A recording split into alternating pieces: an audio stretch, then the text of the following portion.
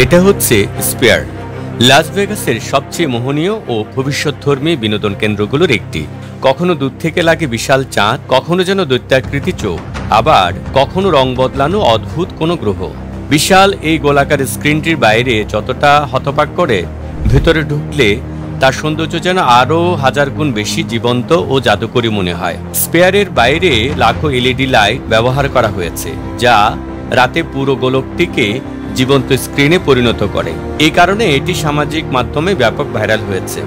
Nevada Las Vegas স্ট্রিপের কাছে এই স্পেয়ারের উচ্চতা প্রায় 366 ফুট ও প্রস্থ প্রায় 516 ফুট। পুরো ভবনটি গোলাকার ও ভেতর বাহির মিলিয়ে এটি দেখতে এক বিশাল আলোকিত বলের মতো। ভিতরে রয়েছে বিশ্বের সবচেয়ে বড় ইনডোর এলইডি স্ক্রিন, 16,000 বাই 16,000 রেজুলেশনের। সঙ্গে আছে 167,000 অডিও ড্রাইভার ও স্পেশাল সাউন্ড সিস্টেম, যা প্রতিটি দর্শকের কানে আলাদা আলাদা শব্দ পৌঁছে দিতে পারে। এখানে মোট আসন 17,000-এরও বেশি। অনেক আসনে রয়েছে ভাইব্রেশন ও 4D ইফেক্ট, যা দর্শকদের পুরো শোটি আরও বাস্তবভাবে অনুভব করতে সাহায্য করে। 2018 সালে এর নির্মাণ শুরু হয়। প্রথমে বাজেট ছিল $1.2 বিলিয়ন, কিন্তু পরে নকশা বদলানো, জিনিসপত্রের দাম বাড়া আর সরবরাহ সমস্যার কারণে খরচ বেড়ে দাঁড়ায় প্রায় $2.3 বিলিয়ন।